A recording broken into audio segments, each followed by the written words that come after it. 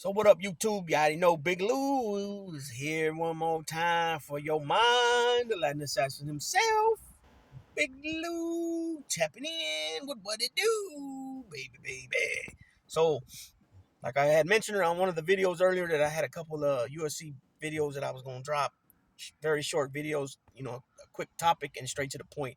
So, as you can tell from the thumbnail, uh, it's the UFC main event, which was Alex Pereira and Jamal Hill. Um, both Pereira was the reigning champion at light heavyweight, and Jamal Hill was a prior. He had previously held the belt, and it was stripped from him, vacated due to an injury. Um, so this is what the video is about. Jamal Hill went into that fight. So Jamal Hill's had some nice tough battles with the likes of Glover Teixeira. He beat up the old guy pretty good, but he also got beat up, was marked up pretty good. He knocked out Johnny Walker. He also beat Thiago Santos. So he's got some vicious, nice guys that he's put away. But I honestly believe that he underestimated Alex Pereira. For whatever reason. Is it because, maybe because he was a middleweight and he was coming up in weight? Um, it could have been that. I don't know. But if you look at Alex Pereira, you can see, man, that the dude is 6'4". He's legitimately 6'4", right? He's a long body. Even though he's more on the skinnier side, he is a strong mofo. He's cut up. He's got big fists. And he's already showed how much power he has. I think Jamal Hill underestimated him. Not to say that he didn't train for him. Maybe they didn't have the right training camp set up for him. Maybe his coaches and trainers didn't do the proper. Maybe they didn't try to implement a good game plan. Because I mean, let's be real about it. He got destroyed in the first round. Now I heard Michael Bisping talk about this on his podcast. Him and Anthony Smith. He brought up the fact that even though Jamal Hill had a loss, maybe Jamal Hill was looking at it like it really wasn't a loss. He had sustained a broken elbow or something broken in his arm in one of his bouts, that it looked like the ref called it off because of his arm being broke. He didn't tap, but because of the way his arm looked, they went ahead and called it off at a TKO loss. So maybe Jamal Hill had, maybe he had that mindset that he was indestructible still. That loss that he has on his record really wasn't a loss, and he still had a zero in his mind. He still had a O under the L category. And so basically it's like this, like Bisping said, Michael Bisping. He said either you can, pick up, wipe yourself off with your towel, shower up, go home and cry about it, or you can get your butt back in the gym and work your ass off, to perfect your techniques. If that's on the ground, if that's striking, both, wrestling, your Brazilian jiu-jitsu, whatever it is, and work on your arm bars, your rear naked chokes, your, leg locks, whatever. You know what I'm saying? So I thought that was cool that Michael Bisping was keeping it real, and just for the fact how the fight happened, how it happened so fast. I really believe that Jamal Hill underestimated him, Alex Pereira, big time. I thought the fight would have been more competitive than that. You know what I'm saying? It just was like he just destroyed him. He just walked right through him. And that does happen sometimes. I mean, because come on, Alex Pereira is a great fighter. He's only got not even 10 fights, I don't think, yet within the UFC, and he's already a 2-division champion.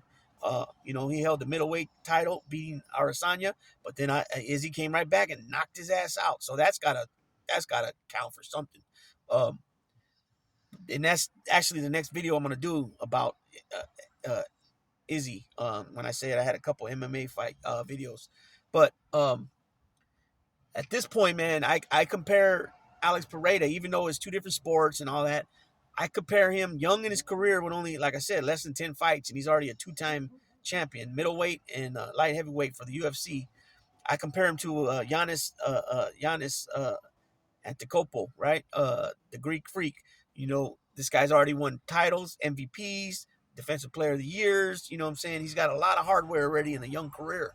You know, you can put him already over guys like Kevin McHale, who's also has a decorated career as far as world titles, you know, finals, championships with the Celtics, solid years as an all-star. But obviously, uh, Giannis done things that he's never done. Even Kevin Garnett hasn't done. Definitely Kevin Charles Barkley, Karl Malone hadn't done. And these are the top-notch power forwards. You know what I'm saying? The only one I would, you know, probably say that's a little above him would be Tim Duncan. You know what I mean? And that's just because Tim Duncan had a solid career for 19 seasons. 5 championships and all that. So I put Tim Duncan in my top 10, 11 players all time. So Alex Perieira showed that he's a beast, a Potan. What's his nickname? Potan, I think it is, or something like that. That Brazilian indigenous people. He has that in his bloodline, and he's a warrior. You know what I'm saying? And he showed it. Saturday night, week before last, UFC 300.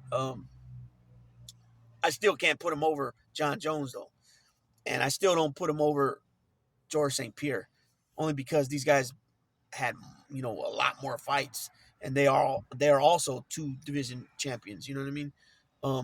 So John Jones never been knocked out. You know what I mean? Alex has been knocked out, but nonetheless, he's still kicking ass, and he's going forward, and he's going to continue to go forward and continue to kick ass, because I don't see anybody messing with him at the light heavyweight division. But I heard somebody say something about him and John Jones. John Jones would tear him up because Alex can't wrestle at all. You know what I'm saying? And John would just tear his ass up. John would knock him out easy. It's just too heavy. You know what I'm saying? I don't think that. Yeah, it would be no contest on that. But that'd be cool though if Alex Pereira can go up and fight the heavyweight. You know what I'm saying? Keep in mind, John Jones just came back, started training today from his surgery. I think he had 1 or 2 surgeries. And that's what I was going to talk about too. So I don't know yet if it's going to be the Izzy video and what he had said, what they had brought up on a whole video about him, talking shit about about Pereda, and yet what he was saying in the old film, the old footage, was actually what he was doing in the new footage. So I might talk about that, but I'm probably going to talk about John Jones, and I got a few other things coming up on some the mob genre, so-called mob tube, right? I might come back with another video right after this one, or 2. With that being said, Big Lou, go ahead and let this fly like an eagle. You already know. Baby, baby.